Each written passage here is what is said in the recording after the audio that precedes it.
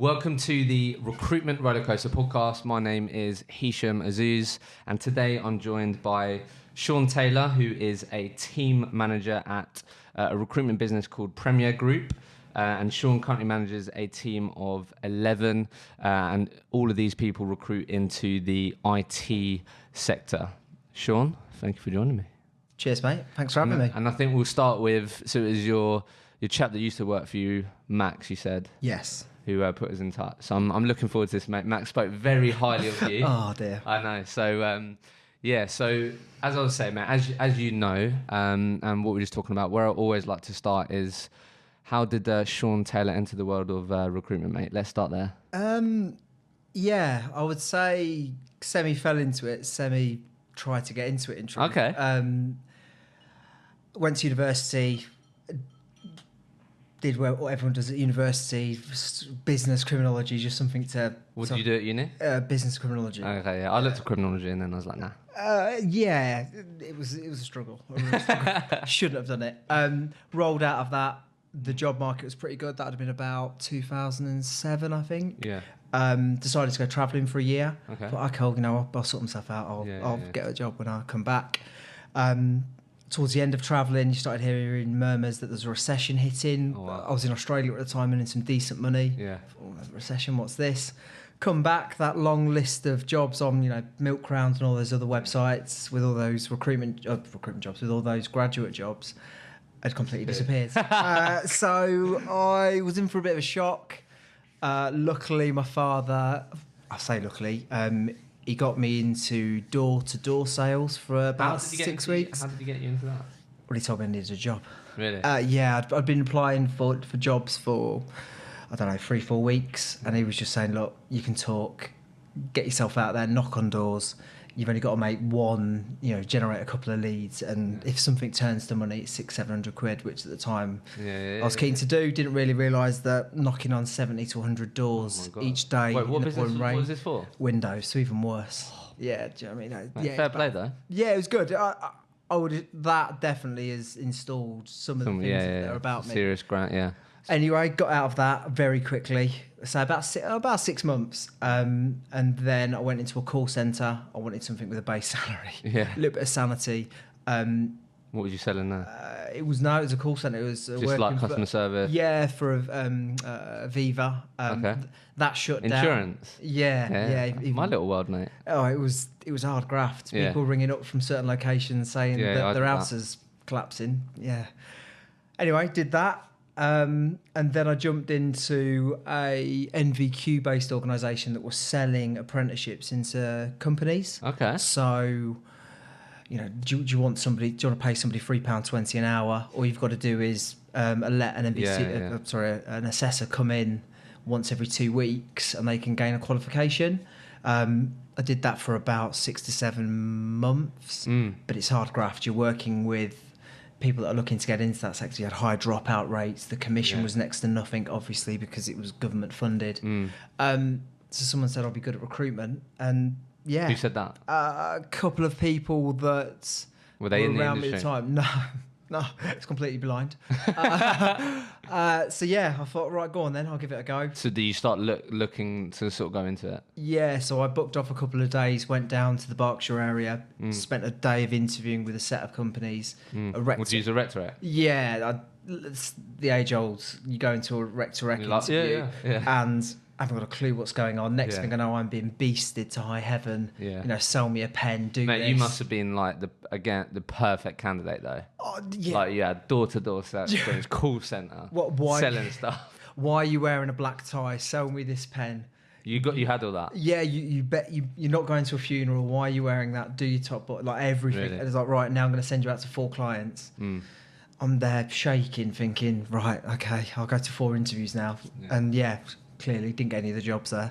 Did you not? No, this guy was pumping me to some of the recruitment companies then who were clearly still doing very well, and I'd rocked up with this apprenticeship experience selling. Obviously, this rec-to-rec had probably said I've got recruitment experience. Yeah. And then they've thrown me in and expected me to make out like I'm billing some sort of money when I wasn't. So that didn't go particularly well, but I was still keen to give it another go, so I came down for a second day. spent a couple of hours with Premier, didn't think anything of it because my confidence was shot. Really? And then, I got a phone call the following Monday saying What did you? offer. Oh, so did you, as in like, just interviewed with Premier and then? Well, I came down, I interviewed with them and a couple of other companies, but I'd be lying if I said that that first day I went for interviewing, whenever it was a couple of weeks before that, that played its toll on me in terms of, or taken its toll in terms of, I didn't know what I was getting myself into. I thought I'd give it one last go because I'm, Resilience, mate. Yeah. From the start. Yeah. And then there you go. I went home that weekend and thought, well, that's that. That's me knocked on the head. I better go back to my job Monday and pretend like nothing's changed. Yeah. And then luckily I got a phone call saying, can you start in 2 weeks? You better find a place to live and come move down to Berkshire. Wow. And you was moving from where? A little place called Boston in Lincolnshire. Okay. Sort of, in the middle. Out in the sticks. Yeah, very much so. Nice, mate. And then obviously ever since then, you've been at Premier for... It'd be 9 years this month, actually. Mate, that's amazing. Yeah. No, generally, I think I've sat down with a lot of people recently that have been in one recruitment company for a long time. And I think, honestly, in today's world of looking for jobs and always wanting the next best thing and all that, I think that's a great achievement to, particularly in recruitment, right? Like 9 years in one recruitment business is like 30 years in a different industry. Do you know what I mean? Yeah, and especially as we've evolved with the industry as well. I've been at one recruitment company, Premier, but it's like they've changed, 2 or 3 times. Yeah. Like, I've gone with them on their journey. Yeah. So what year did you join Premier? 2011. 2011. Okay, cool. So then, just to frame out then for everyone listening, you've been on that typical route of joined as a consultant and then climbed up the ranks of, how did it go? Like senior consultant, principal, or what's the route that you've been down? Yeah, so you start off as a rookie. Obviously, you spend, I think back then, because they wanted people on the phones pretty quickly, it was 2 weeks resourcing. Luckily, I managed to make a placement. What, in 2 weeks? As in, no, they contributed, found a candidate. Oh, right, okay. Still though? Yeah, that's decent. Contributed towards a placement as a resourcer, so that probably got me... Recruitment completed it, 2 weeks? Well, I probably just kept me in my job. Back then, resources, it'd be like, right, can I find candidates? Yes, they can, lovely, we'll get them on clients. No, they can't. What's the purpose? But no, so did that, and then obviously built... I was into a rookie recruiter then. Got through my sign-off, and then it was, senior consultant, lead consultant, team lead, and now team manager. Team manager, yeah. And now you manage 11 people. Yes. Yeah. And have you always been in the same sort of sector? Or? I've always been in IT. Did a couple of years in development around .NET, so Microsoft, and then I moved over to infrastructure, and then later into DevOps. Okay. That's interesting. Yeah. So then I think we were just chatting before, but just to help me out as well before we sort of start unpacking this, like the majority of those 9 years, and have you always billed? Or up until 3-4 months ago. Oh wow, okay. So predominantly build. Yeah. And then slowly but surely, obviously gaining more and more management responsibility to where now it's like your role is to get the most out of the people around you. Yeah. Yeah. 100%. Yeah. First 12 months then. Oh, it's what hell. What really? Absolute hell. Fresh, got the job. First day, rock up, I think it was 9:30. I thought, okay, this is nice. You finished at 5:30. The manager taps you on the shoulder and goes, tomorrow, obviously that was because you was your induction, can you get yourself in for sort of, I think it was 8 o'clock? So I drove back to my mate's dad's house while staying on his sofa. Okay, all right.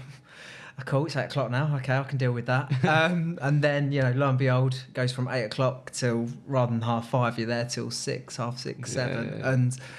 Yeah. And so I listened to one of your podcasts that you've done recently about someone, if you'd looked back and said, look, if you'd have told me at the start, I'd have taken X, Y, Z to get you where you needed to be. Yeah.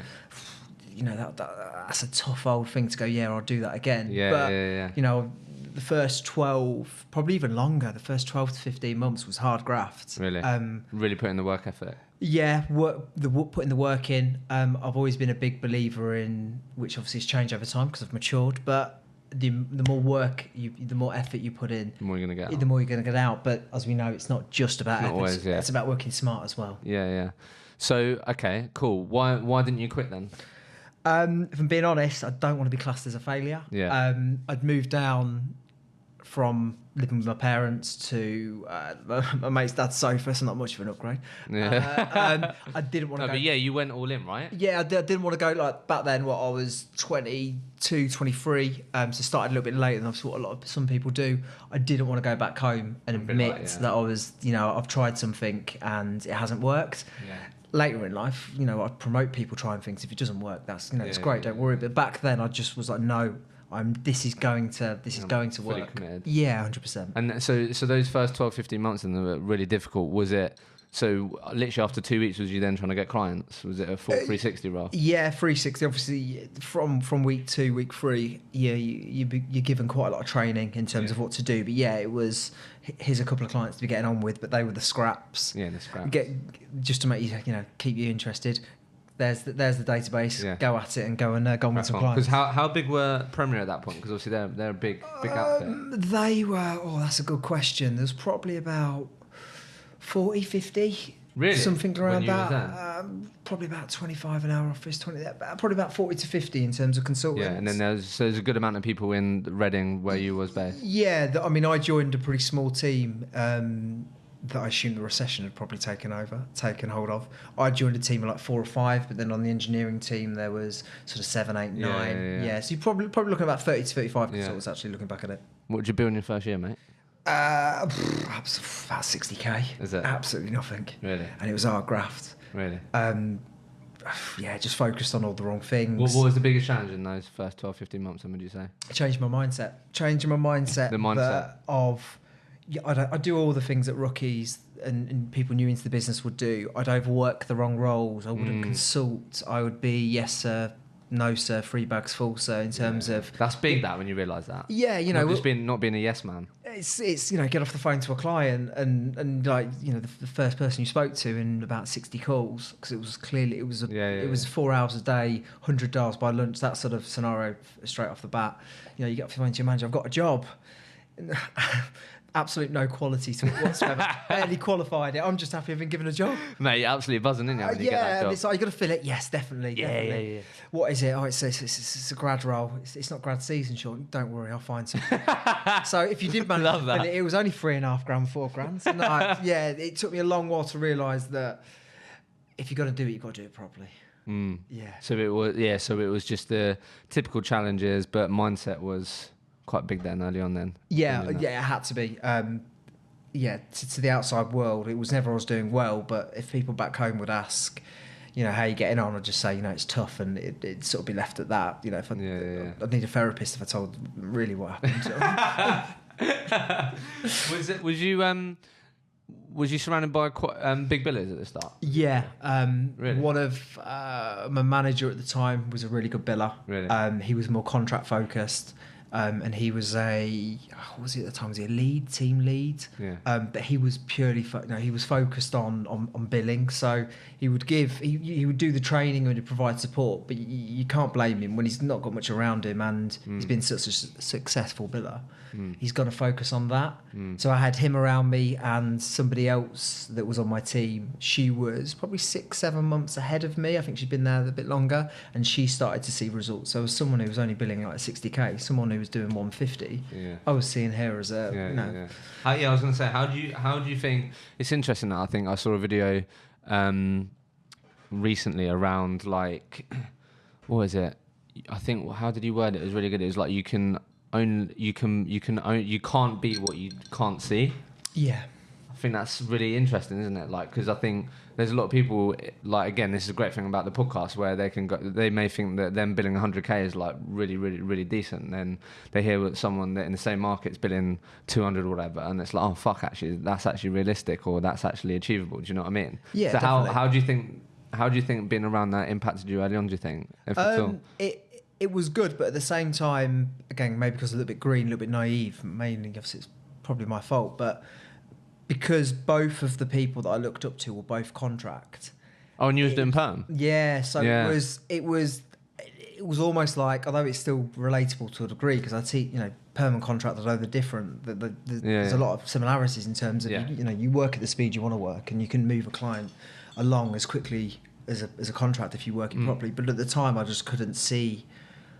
I couldn't see the light from the light at the end of the tunnel in terms of these guys are contract and earning a decent amount, and I'm on perm just picking up some scrap. So I didn't have that. Fair enough. I didn't have somebody above that I could literally go, how are you doing it? Explain to me how you're pulling these perm jobs. How are you controlling these candidates? How are you working, consulting clients? I didn't have that as much. Yeah. So I'm not sure how much of an effect that Fair had. enough. That's interesting. Yeah. How so when did it start clicking for you then? Would you say? It properly started clicking probably after about year 2 in terms of sort of billings, sort of hitting senior consultant. Is that just done on billings? Yeah, behavioural as well. Yeah. But you've got to sort of you've got to unlock sort of 90k over 6 months, for example. We've changed it a bit now, but that was one of the criteria. So it was at that stage that I thought, okay. So was this end of year 2? Yeah, it was sort of end of year 2, start of year 3. So the first 12, 15 months were quite difficult, and then I started to build momentum, and then by the time it started to click, so a lot longer journey than most. Most people are 12 months, then it suddenly clicks, or some that clicks automatically. How you obviously recruiting and managing people in your team now? Like, how long do you typically give people? Would you say? What would your advice be to be like, look, Shaun, if you keep doing this for the next 12, 18 months, trust me, good chance it's going to pay off. What's the typical... Without coming across as a little bit... with the things that went wrong for me, I try and make sure they aren't instilled in other people. So I've got a team, obviously 11 now, where they are all perm. We've got some good people within that team as well. I've got a good structure. So I definitely tell people to give me at least 12 to sort of 15, 18 months. Yeah. You will start to see major returns. I would hope month 1 to 12 they do a lot better than what I did. But we're looking to get these guys to sort of 100k, 150k and beyond as quickly as possible. But as long as they want it and can see it's going to happen, then yeah. Okay.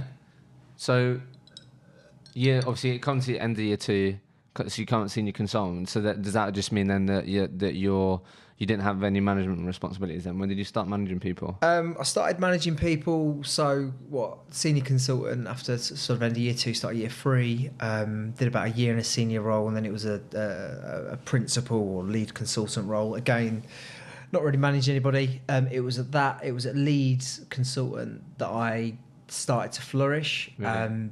Just sat there in a corner on my own, billing, picking up jobs. Smashing out. Just in comparison to what I've done in the past, I was pretty happy with that year. And then the age old, like happens with a lot of firms, someone leaves a team lead role on the other side of the end of the office. So I get pulled into a meeting room.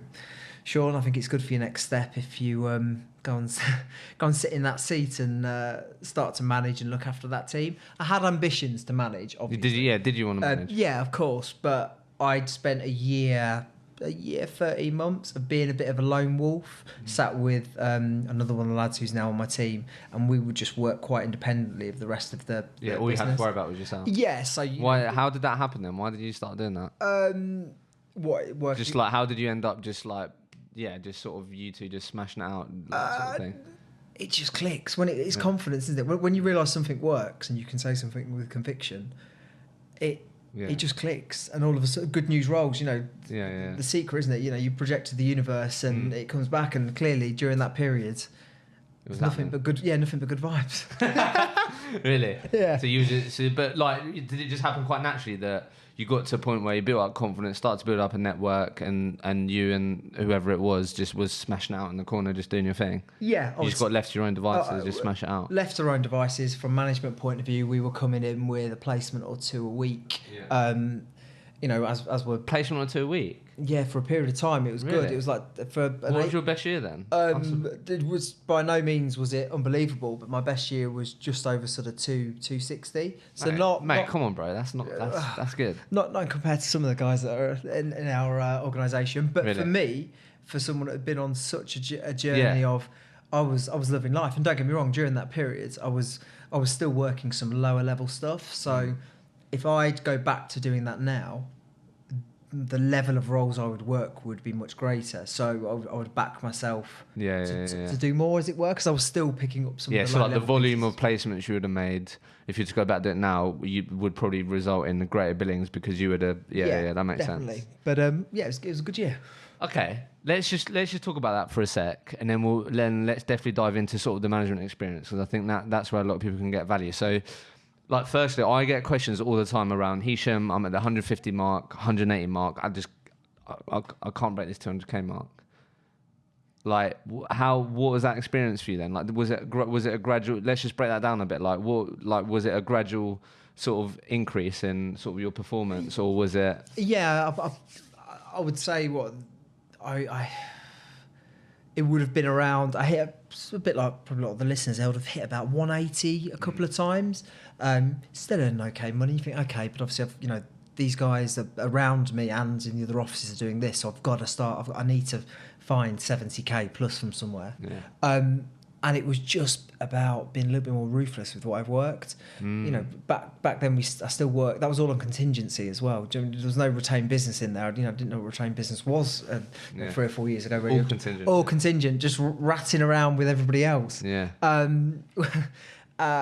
It's just a case of, hang on, I'm going to start to consult. I'm going to start to build a better relationship with my clients, rather than it just to be a transaction of you need a position filling. Cool, give it to me. And now we've got a relationship. Still give me the job. More meetings, more relationship building. You open up more opportunities. You'll hear it today on the sales floor. If these guys will give me a job if they've got one, I get on well with them. Have you unlocked everything within that organisation? Yeah. Probably not. So I took the mentality of, right, I want more. Is this everything you could be giving me, or are there other roles in other sectors? And you tend to find that a lot of organisations will say, oh, didn't know you did that. So I just opened up companies more, I suppose, what I'm trying to say. Yeah. Where did that come from, though? Was there a strategy behind that? If I'm honest, in one of the organisations who were one of my best clients, I found out when I was doing a little bit of candidate work that they'd hired a small project of people from another agency. Yeah. Just it's a bit of a slap in the face, really. At the time. Yeah, you feel quite hurt. You're like, well, hang on a minute. Yeah, I thought I was filling all their jobs. Exactly. So yeah, just you learn from your mistakes, don't you? So it was you had a couple of years where you hit just under 200, and then it was right. Actually, okay. So where can I get sort of another 70k out of my desk? And obviously, typically, that can always lead you to being like, right, I need more new clients. Well, actually, it's like, so if I've got 10, 15 really good clients, am I doing everything that I can with those clients? So I guess some really good advice in there is in like, right, so right now, be honest with yourself. Like, have you got a real understanding of their full hiring needs? Or are you just, do they just think that you can just help with this pocket of... That's interesting, because obviously a lot of people will think that they have to go out and win more business rather than expand the clients and relationships they already have. Do you know what I mean? Yeah, exactly. And if you're expanding the clients you have, and if you're building a bit of that sort of level of relationship, they know people as well. You don't. It's not always about going out and winning X, Y, Z new clients. It's to say, open up what you've got. See, we get a lot of referrals now from our clients as well, due to the level of service we provide. Yeah. So we're getting more and more roles come in that way. So yeah, it's just about opening up what you've got. Have a look at that first before you move on. Sure. Yeah. Best of like, what do you tell you guys now then when you're talking to them about, okay, like, do you feel like you're doing it? Do you feel like you're getting as much out of that client relationship as possible? Like, how do you encourage people to think or approach expanding accounts? Just ask this age old. Ask questions you don't want to hear the answer to, or even if you think that's big. That one, of course. Even if you know, even if the response is they will. I know my client. That's completely fine. Can you just go and ask the question though? Ask the question, and if the response is the same, great. Let me know. Happy days as it were. But just go and ask questions you don't want to hear the answers to, because you'll find either not if the answers you don't want to hear. The ones you need to hear. Yeah, they are the ones you need to hear, and normally they're not as bad if you hit them head on. So from with that, I love that advice. I remember getting that advice myself. I had a few like just shit things happen with candidates, and I remember hearing that advice. I was like, that's exactly what I need to be doing, asking the questions you don't want to hear the answer to when you're taking a candidate through the process and stuff like that. But in terms of an expanding client relationships context, what are you saying? Like, how many other jobs have you got? I don't know. Like, what would you not want to hit? It's just a case of, it's all about sort of service level agreement, the offering, the solution we offer. We've done very well within this area. I see you've got this area and this area. What do we need to do to expand our service offering? It's not sort of, or you're looking at pipeline, and so you're looking at the retention. You're trying to open it up that way, really. Okay.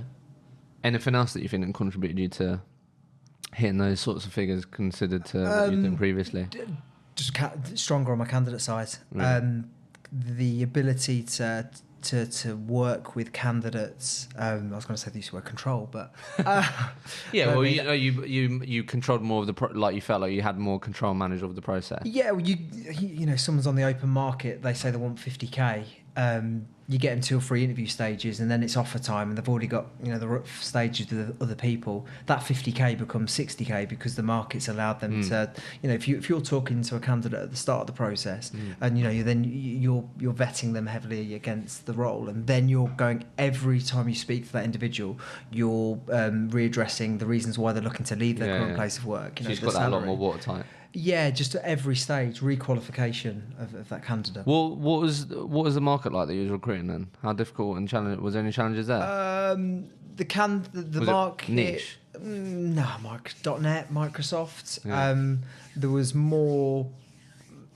more candidates than there were jobs, and then when I moved over to support, to a degree, yeah. I mean, the quality of candidate wasn't necessarily always there, but we're talking about times where a lot of companies were tightening their belts, and then when I moved over to the infrastructure side, when I started to do well, there's an abundance of candidates in that market. 2-3 years on, companies have started hiring pretty heavily again. So yeah. How did you find the transition and changing slight focus of market? How was that?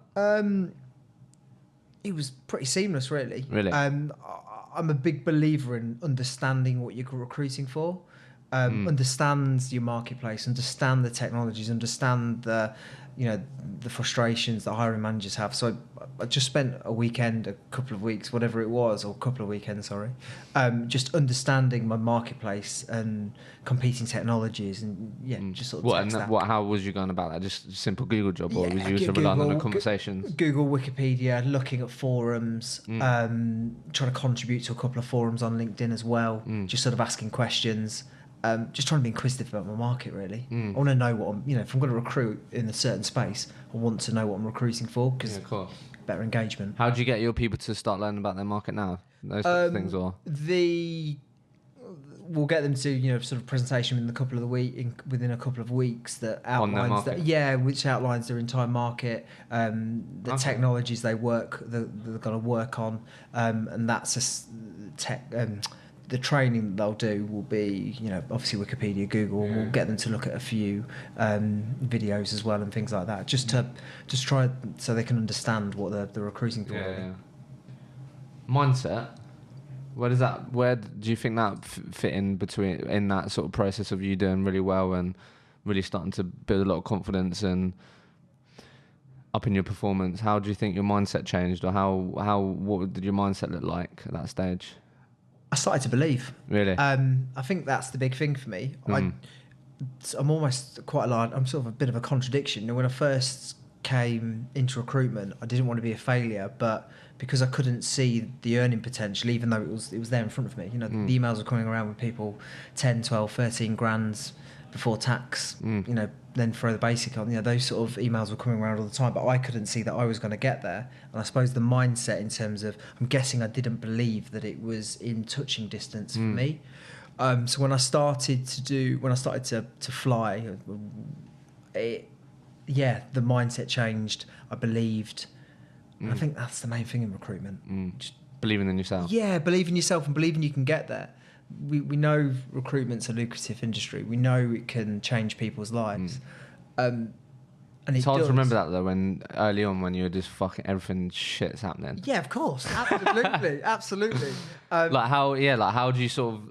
I guess that's part of your job now, isn't it? To make people understand that isn't, they can reach that like as quickly as possible. That they need to believe that and stuff like that. Do you know what I mean? Anyone that comes onto my team or within the business understands that typically your first 12 months, you know, the worst 12 months you'll have in recruitment, you'll work harder. For very little reward in some cases, but it gets easier. It's the job where if you put in the graft from the start and you put in the right level of graft, work smart as well. Each year that goes by, it gets a lot easier, and you start to reap the rewards. So you've clearly sort of always been exposed and around sort of some high performers then, in the, like anything that you've always picked up on those sorts of people then, because clearly you really started to get yourself in the mix with her, but there's always still people that you're just obviously aspiring to try and be in that sort of area of where the other people are in the business. Like anything that you picked up on that's worth just sharing. Work smart, work hard, and work quickly, and be prepared to put in. Well, at that time, what I took was just be prepared to put in the graph. Yeah, the graph, the hours if needs be. There's some of the best, when I look back to when I first started, some of the guys that were doing unbelievably well were the ones that if something did come in, they would drop what they had on, and they would stay, and they would work it, box it off, and then they would move on to the next. Really? Appreciate recruitment's changed a lot since sort of the boiler room days of then and before, I'm sure, but it's just the ability I think the work ethic still stands there, isn't it? Yeah, of course. Like, you know, if you pick up a good brief from a client, you should be looking at it obviously is what you need to do, but also this is my next meal ticket, you know, and I need to do this to the best of my ability. Let's get this sorted quickly and let's move on to the next.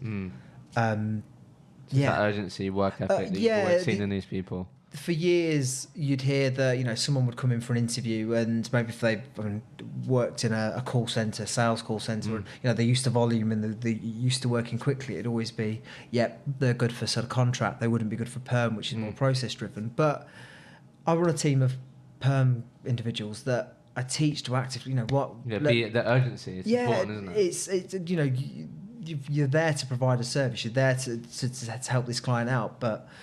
Let's work quickly. If this individual isn't willing to work to our sort of pace, then somebody else will, because it's a highly competitive market.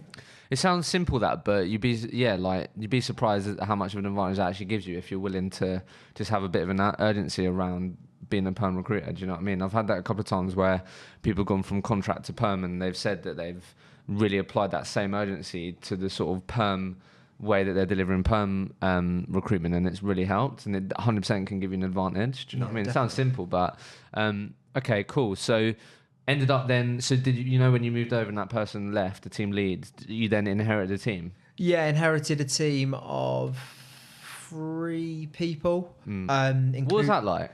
Because obviously normally the typical route is you sort of typically end up managing the people that you may have obviously been on a similar journey with or been around for a little while, and then it's like, Shaun, I think would be great, you managing, but do you know what I mean? It's 3-4 people, I'm assuming you didn't know. Yeah, it was the lad I was sat next to, so I didn't have a problem with that. Sweet. Although we were sort of 2 lone wolves, so for him to then report into me, like, he took that well.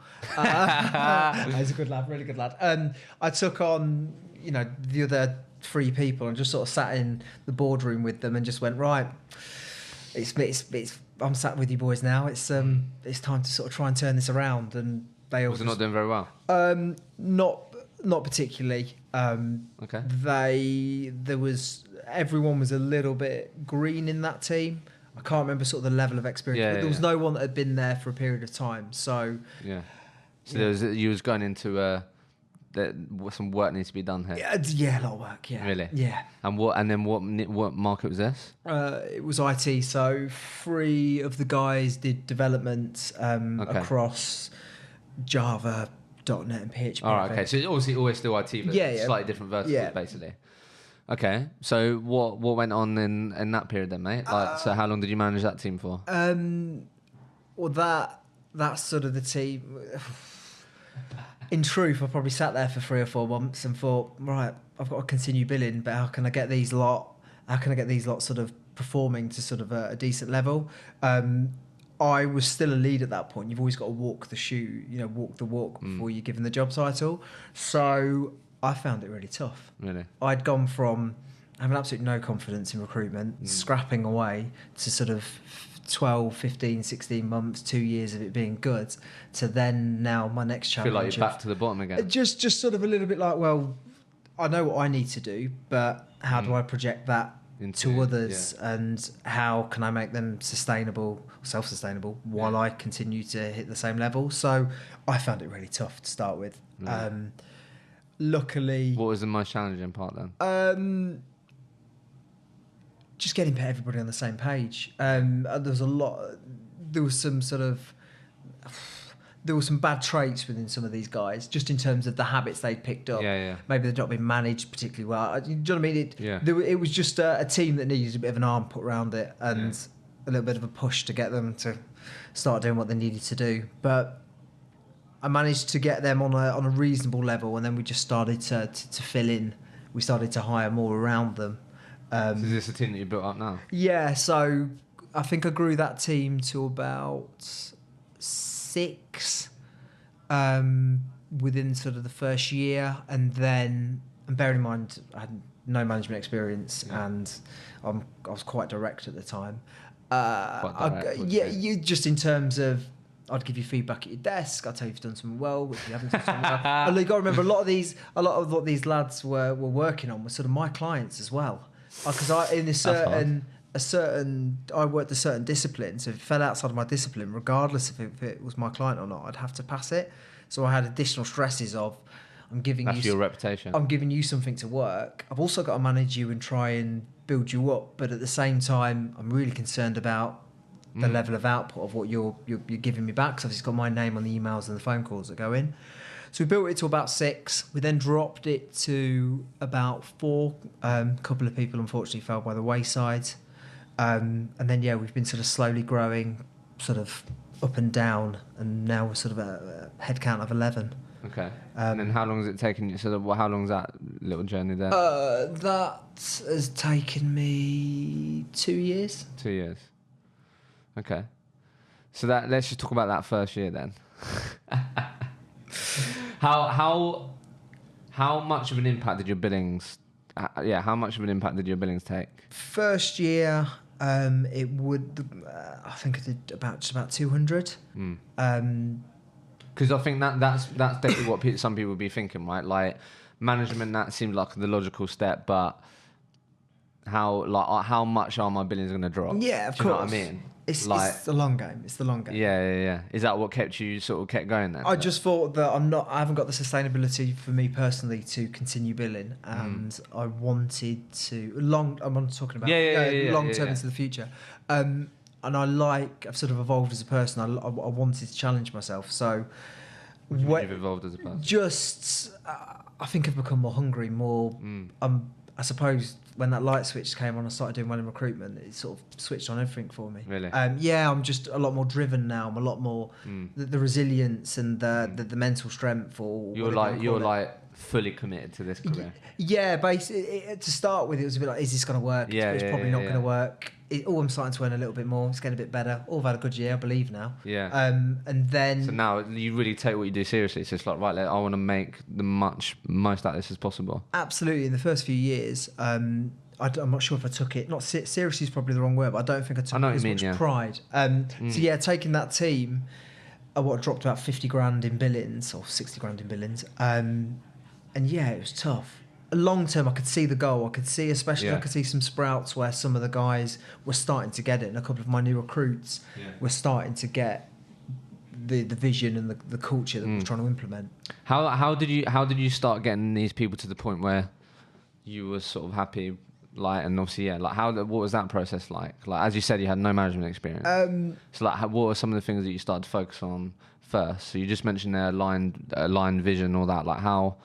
How did you start approaching getting these people? Because I'm sure you just learnt along the way and learned from your mistakes and all that. Yeah. But looking back now, what were some of the things that you ended up focusing on? Or I think I've hired these guys or people, so I've got to put some trust into them. So when they were coming to me with slightly new ideas at the start or slightly new ways of looking at things, I'd listen.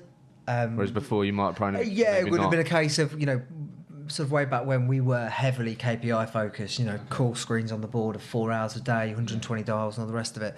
And they were starting to come to new approaches with me when I took us up the new challenge. So it was about sort of listening to what they've got, repackaging it and laying it on sort of new people. So in terms of, let's look at qualification around the positions we're pulling, that the individuals we're working with. Are we going out to meet them? Are we going out to meet, just the nuts and bolts of recruitment. And I stripped it right back and just try to implement very simple. But the first thing then was actually being willing to listen. Yeah. Because obviously before you got to that point, you, as you said, a bit of a lone wolf, you knew what you needed to do to get what you wanted, right? Yeah. Do you know what I mean? So like, why would you not then, that's the typical thing that happens, which is challenging, right? Why would you not then be like, look guys, so if we do this, there's a very good chance that we're going to be hitting the numbers that we all wanted. Do you know what I mean? But it's not as simple as that, is it? No, it's especially you stick the framework up of these KPIs and try and attach it to every different market, and it just doesn't work. In the support market or the infrastructure market, it is all about high numbers. It is because that's what that market sort of dictates. A bit like test market.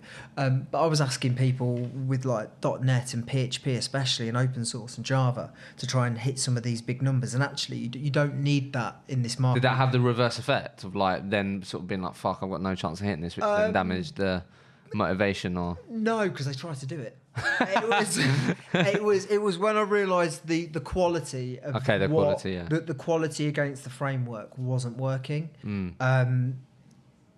And when we started to tailor and scrape it back and look at what was needed, that it basically clicked for two of the lads. And from that point, we just sort of implemented, right, your market would typically dictate that you need to sort of, you'll plan your week around this and this, and you would try and help that individual into a market. So I suppose just adapting each person to what they're working on, really. How does then managing, adapting your management style with these people, what's been your journey with that? That must have been interesting as well. Do you know what I mean? Yeah. So I've gone from being quite direct. I mean, I've still got an element of that, but I've gone from. So what, when you said earlier, well, like good or bad feedback straight at their desk on the phone. Yeah, just like when people would give you the story, and it's like just give me the question, and I'll ask for the backstory. But we've lost a couple of people through the way along the way. And they provided feedback in terms of maybe sort of the styles clashed. So it was a little bit of self-reflection from me. Okay. Yeah, how hard is it to take that?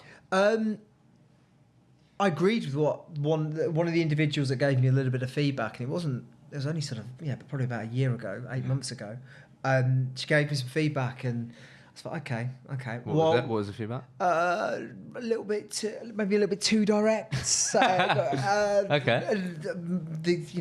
The sort of the level of tempo that's required to work a perm market in my eyes, I didn't quite see, and so I reflected on what was said, and I took it on board. I think you've got to evolve. I'm 2 years into sort of leading a team, managing a team.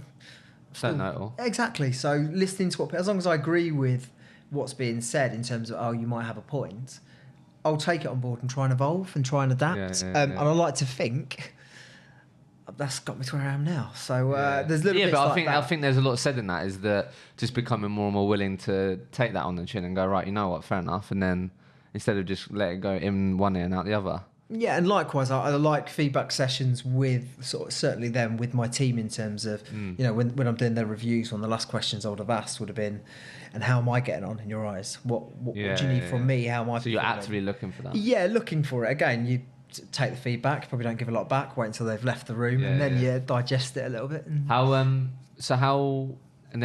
What's been your sort of journey and experience in getting better at managing your time? A typical challenge for a lot of billing managers is sort of having enough time to make billing and then also having enough time to manage the people. Like, what's been your sort of experience journey with that? Have you? That was tough. That period of when I became a team leader and I had 5 or 6 underneath me at that point, where the emphasis was on me to sort of officially run that team. I was more accountable. That was difficult because you're trying to help these individuals while maintain your billing, and it took me ages to realise that, again, trust the people around you. I've employed these people for a reason. I've trained these individuals up, that they've done the nuts and bolts of the role. if they ask a question, just ask it. You know, it's not rocket science, but just ask it back to them. What do you think? And it took me. I know I'm not reinventing the wheel, but it's as simple as that. Good insight. It's good insight.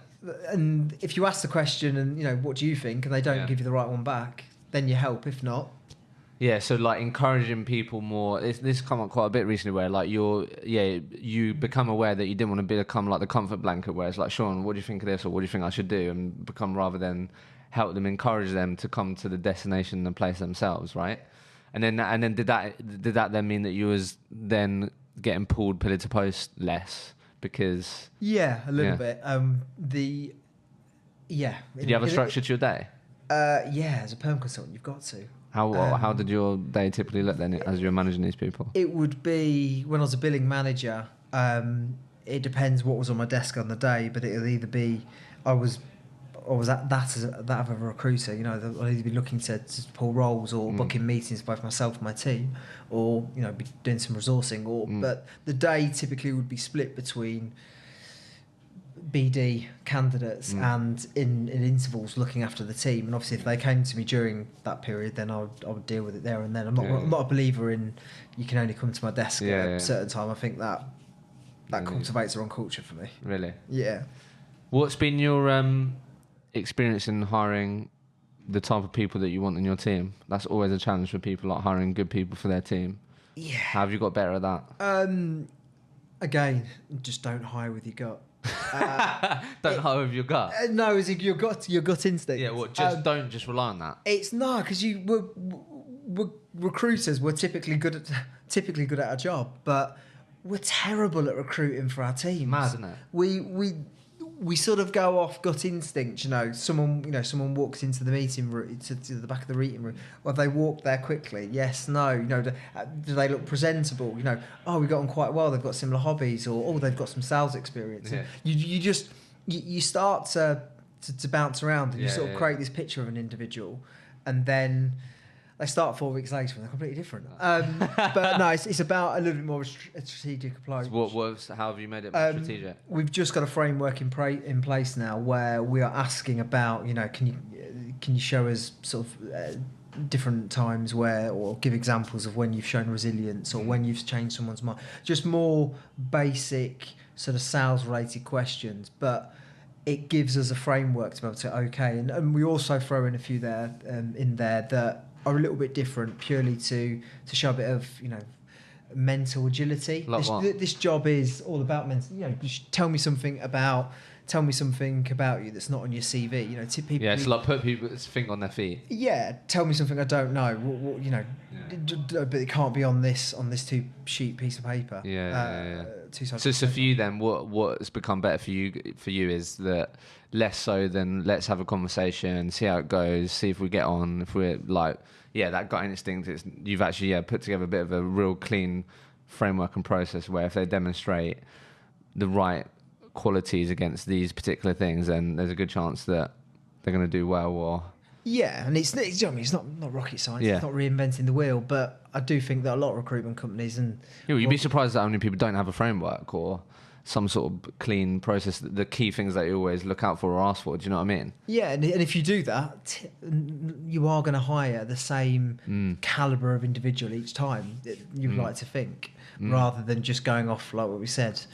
You know, I quite like that person, or you know, that person comes across. What are the non-negotiables for you now then, when you're hiring for your team that they have to have, or people have to have? I like mental agility. I like people that can think on their feet. I don't care what the discussion is. I like people that can turn a phrase or can give a response.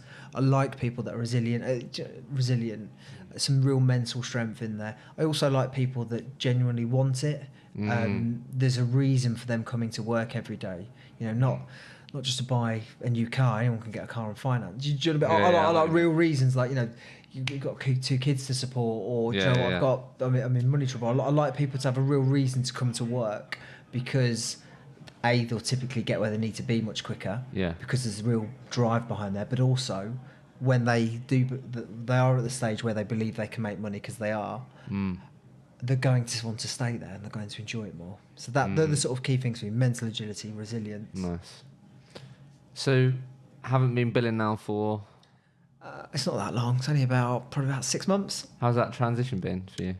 Initially, it was scary. Really? Well, you've gone from controlling what you earn to a degree to absolutely not.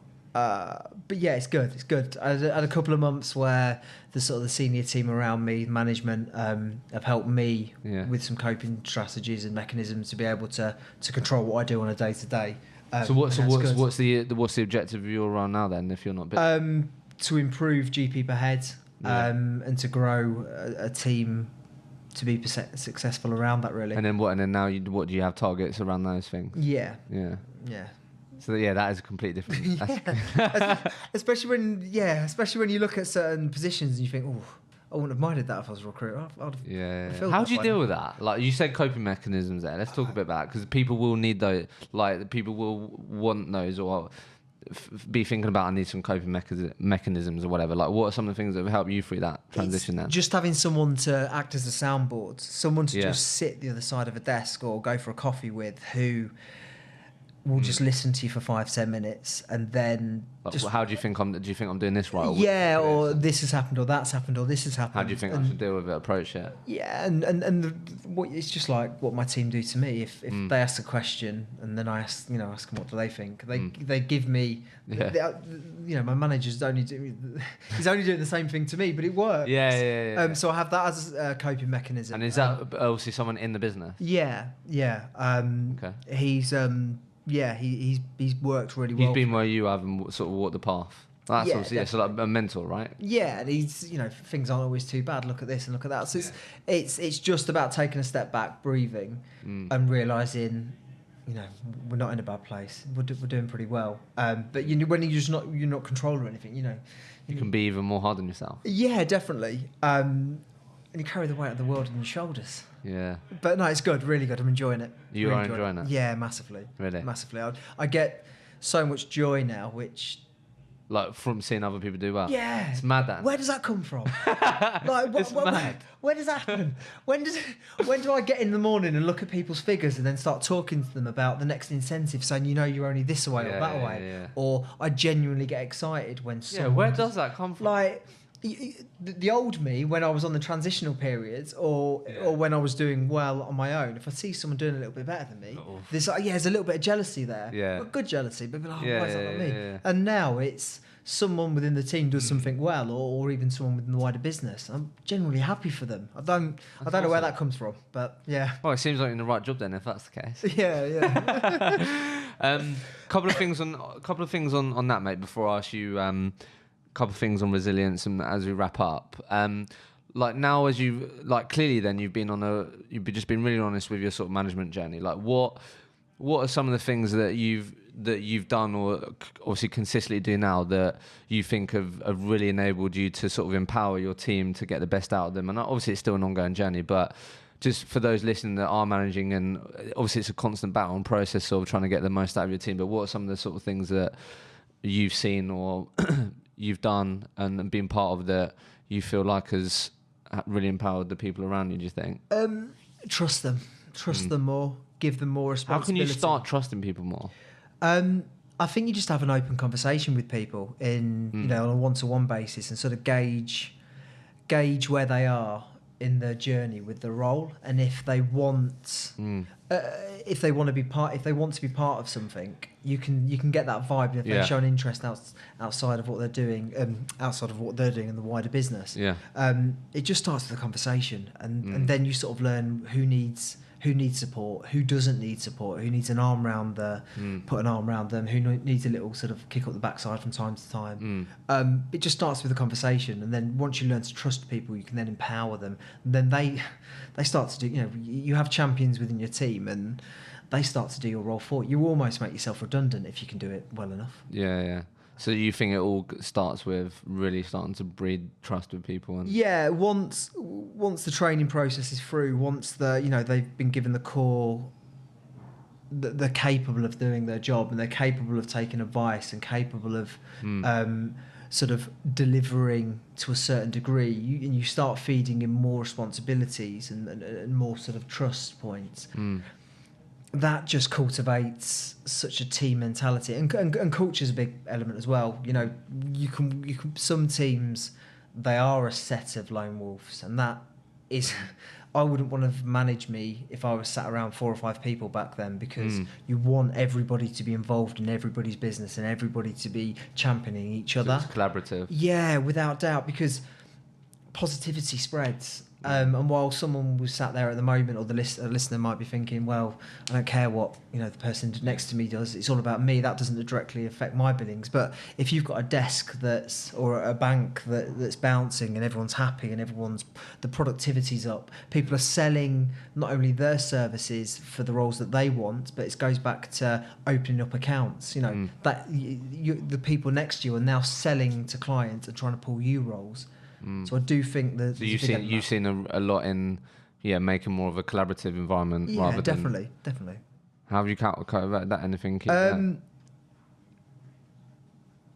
If I'm being completely honest, I don't know. It's something I just install into everybody.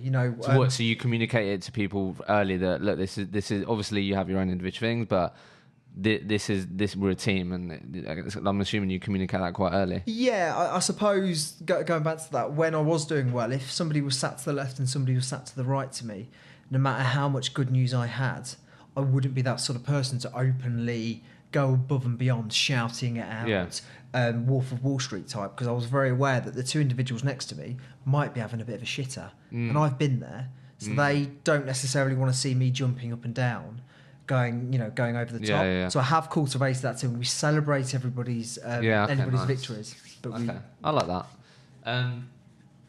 Last thing before I ask some questions around resilience. What are some of the common things that you've seen in the people that you've managed and managing now that you think sort of that holds them back on really hitting their peak performance? Anything that you picked up there? It goes what I said. Belief. Really. Belief. No matter what people say or think, I truly believe that there's a gap between when you first start and to when you even start performing to a semi-reasonable level.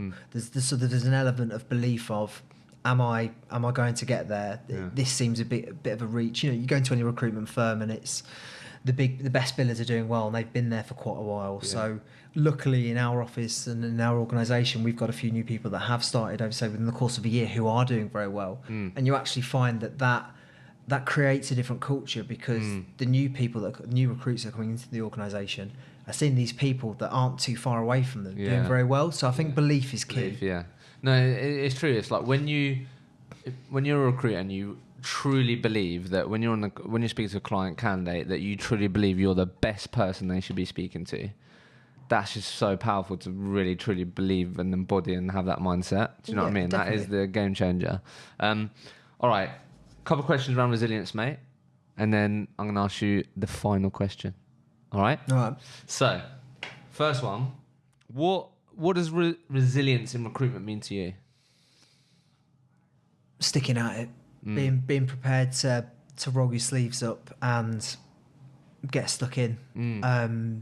You're in an environment. You find yourself in an environment. Even if you're good at what your job, 60% of the time people are going to say no or put the phone down or shut that door. So it's about just being the best version of yourself at every stage of every call, and just driving that forward and being prepared to just keep on putting one foot in front of the other.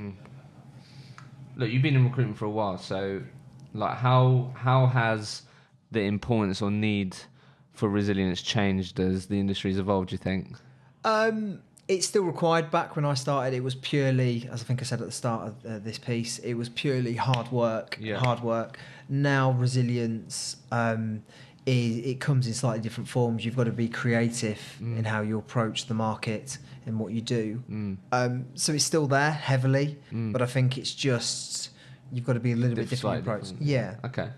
And then and this is obviously something that you have to do, I guess, what can people do themselves to instill more resilience in themselves, and also what can people do themselves to instill resilience in their teams? I would say just be open. Things like podcasts. Do you know what I mean? Like do some reading. Look look at other instances where people have been down and out and have succeeded, and just widen your horizons that way, really. Perspective. Perspective, massive. It's massive for me. It's helped me go from being a nervous wreck with the team, thinking how am I gonna sort of control what I earn, to actually I've got to trust these guys. So that's what I would say. So yeah, cultivate people to Yeah. look out, learn. I like it, mate.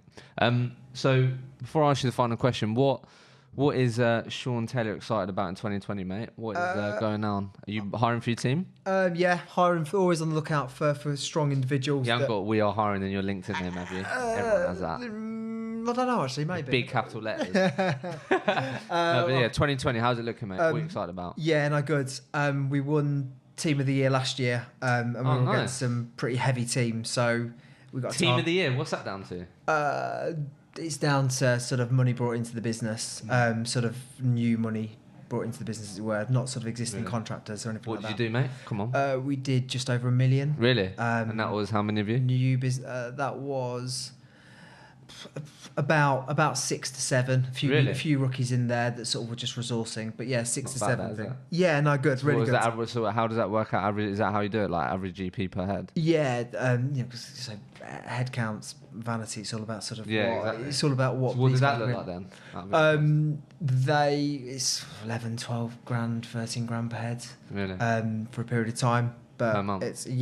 It's not bad, that is it? No, it's good. It's good, and obviously congrats, man. Obviously, you're in a big organisation as well. There's a lot of people in that business, so to sort of win accolades like that, that's no joke, right? It's a real achievement. Not from where the perm team's been. It's an absolute accolade. I'm really proud of that. Really proud. So yeah, really good. Love that. So final question, mate. Yep. If Shaun could communicate to every single recruiter out there, they'd listen, they'd take on your advice, they'd implement it tomorrow, what would Shaun be saying to the people? What comes to mind, mate? What would you say? My piece to anyone listening would be just continue to put one foot in front of the other, stay in there and consult both your candidate and client. Don't be a yes man or woman, and just offer the best service you can, and just stay in there. It comes in the end. Love it. Shaun, it's been a pleasure, mate. Cool. Cheers, mate. Thank you.